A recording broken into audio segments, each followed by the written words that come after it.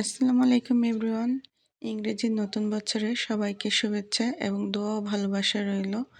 পৃথিবীটাই হচ্ছে পাওয়া আর না পাওয়ার হিসাবের খাতা। তো আমরা যেটা পাবো না সেটা নিয়ে কখনোই আক্ষেপ করব না, আর যেটা পাবো সেটা নিয়ে সুখে থাকার চেষ্টা করব। তো মানুষ তো কত কিছু হারিয়ে ফেলে, আবার কত কিছুই পেয়ে যায়। কখনই আক্ষেপের জায়গা নিয়ে বেঁচে থাকতে নেই। আক্ষেপ করলে বেদনা বাড়ে। আর আমি তো সবসময় বেগুন ভুনা করি, বেগুন রান্না করি। আজকে আমি বেগুন তেলে ফ্রাই করে পোয়া মাছ রান্না করব একটু ভিন্নভাবে। তো রান্নাটা বেশ ভালোই হয়েছে আলহামদুলিল্লাহ। কারণ বেগুন এমনি তো আমার অনেক পছন্দের একটা তো সবজি।